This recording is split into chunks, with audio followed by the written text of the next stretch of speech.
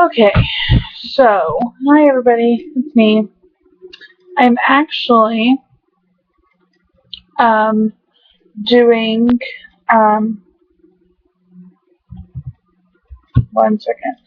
I'm actually doing my 12th week. Um, well, 12 weeks on Monday. I'm gonna go ahead and do. I guess I'll do my 11 weeks. Um, I'm gonna talk to you guys in a few weeks. A couple weeks now. So my last video was 10. So it is my 12 week. Sorry. My 12 weeks.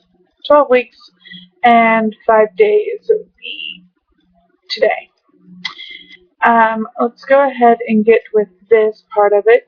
The average, my baby is the size, let's see what it says it's the size of. I haven't looked at this yet, but it looks like a wild cherry. It's the size of a cherry, 2.1 inches long and 0.49 ounces. Um, he or she is pretty much has all the parts of her, and her the only thing left to do is growing and lung development. Well, the organs will grow, but the only thing really they're all there. And the most critical systems are formed. She's about to enter her growth and maturity stage where she's going to mature into all of her systems. Her organs, her tissues will all grow and develop rapidly. She or he is now developing reflexes. Sorry, reflexes. If you poke her body, she'd most likely move. Here she's opening and closing her fingers and curling her toes, and her brain is developing faster. No, not my symptoms. I really don't have any at the moment, except they're really tired. I'm very tired. Very, very tired. I'm gonna go ahead and do my questioning, my Q&As I usually do every week, so that people know like the main questions at 12 weeks of pregnancy, and then we'll get on with my week. Finding comfort and returning clothes. I found out that new maternity clothes aren't as comfortable as if I would go to a thrift store and get them.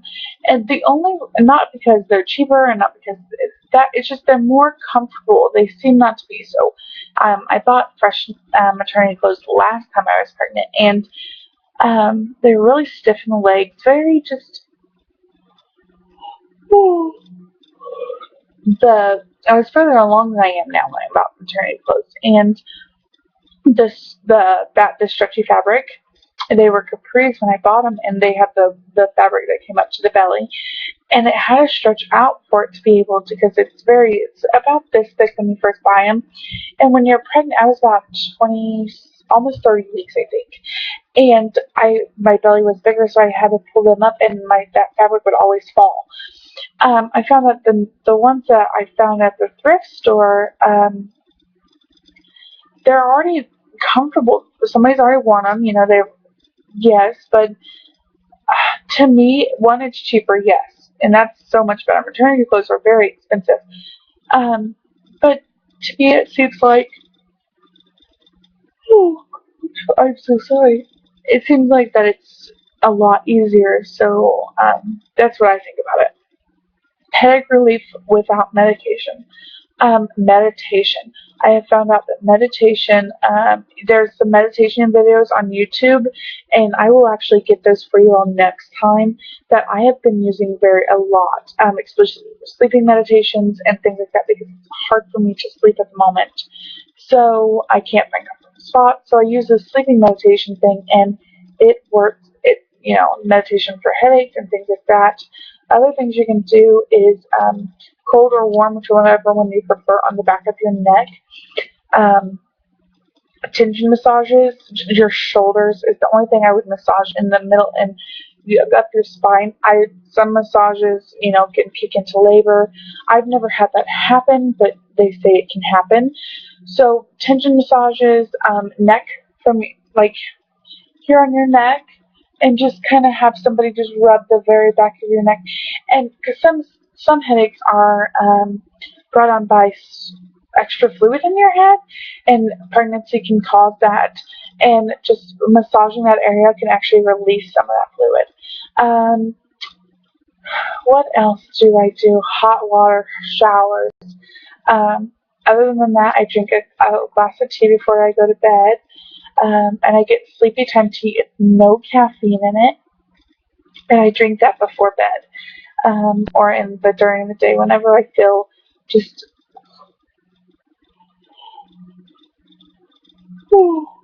I'm sorry, I'm very tired.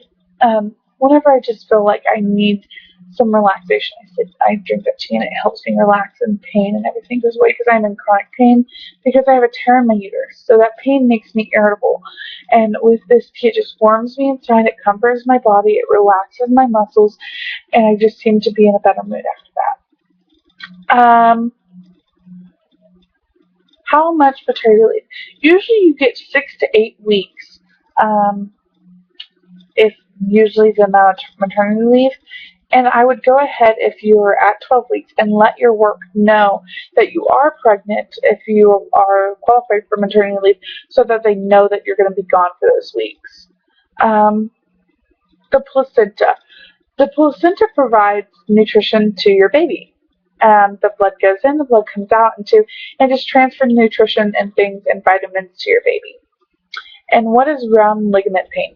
In your hips, you have round ligaments, and those ligaments start to soften, so your hips can widen, and it causes pain. Anytime your ligaments soften, and throughout your legs, you'll find out you'll have feet pain when you get further along because your feet are softening, so that all those they could just separate, so you're nice and loose, so your hips can spread. There's the theory that your feet grow during pregnancy, so that's one thing. And those, I think, that's all. 1, 2, 3, 4, 6 of them. There's more, and there's tips and advice, but I like just to do the first 6 that's on my page, on my thebump.com, which I love thebump.com. But yeah, so those are the symptoms and the to-do list. If you haven't done it already, you need to schedule your appointment, your monthly visit, and understand the signs of dehydration, or make sure you significantly hydrated. You're supposed to drink around twice the amount of water you drink on a regular day with being pregnant. If you haven't told your family and friends, tell your family and friends, and then tell your boss, and talk to your boss, and how your duties will cover, who will cover you on your maternity leave. So that's the other thing.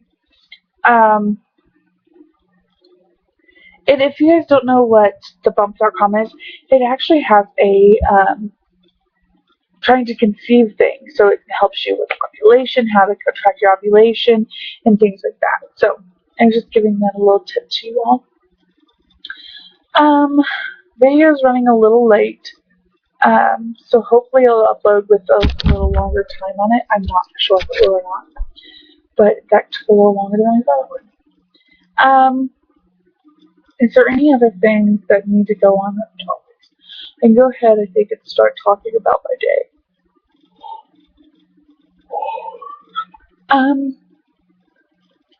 Well, this week, painful, of course, and I say that in all my videos so that everybody knows that I'm not, it's not fun to have what I have. It's quite irritating, actually, to have what I have going on. But other than that, it's fine.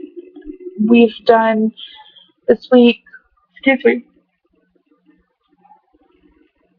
whew, I haven't done much. I've kind of been lazy all week. I'm supposed to be very off, like not supposed to be doing a lot, but as most of you know, I have a 22-pound daughter, and I am not even supposed to be lifting her, but I have to. So what I do is I'll lift her and I'll cut down on something else. Other than that, nothing much. I helped move a friend the other day, but I felt insignificant in moving them. My husband helped, and I couldn't do anything, so I felt horrible. Guess I was there for cheering squad to help her get out of her house and into the new one. But other than that, my day's been kind of, they're long, of course, they're running together. Um, but other than that, we've been really good. Uh, I will upload another video on Monday when I actually turn 12 weeks. 13 weeks, sorry, when I turn 13 weeks. Because I do have an NT scan, and I like the NT scans. I like to know if something is possibly wrong, even if it scares me. I had an NT scan done with Grant, with Emma, and everything was fine. It all turned out perfect.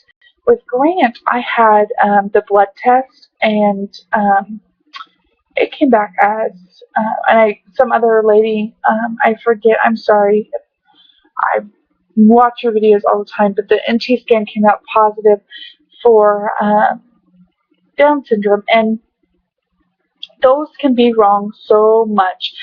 And just because if they're not done on like the right day, the right time, kind of thing, they can be off a little bit. Just like the blood tests.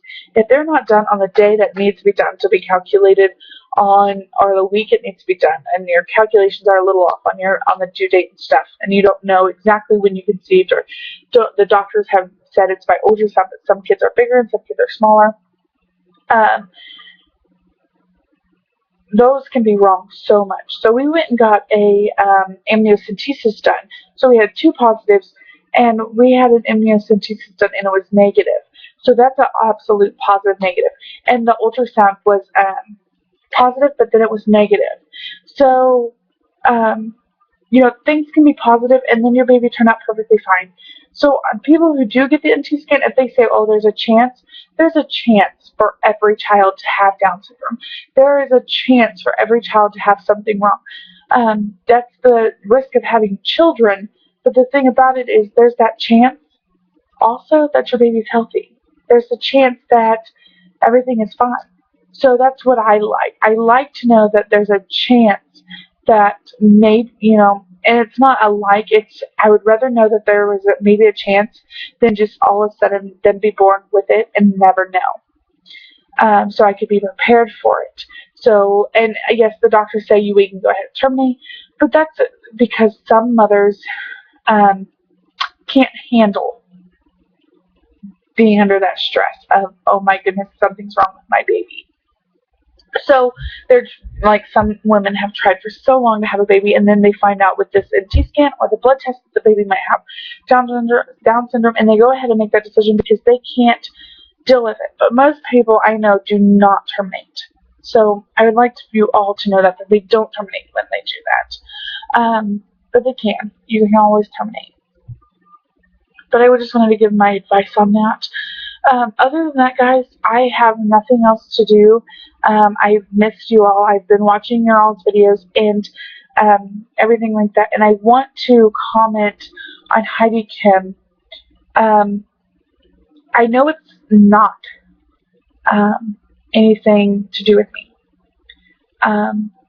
But she's going through a lot. And every time I watch her videos, she is inspirational about how happy she is to have Rosalind. And I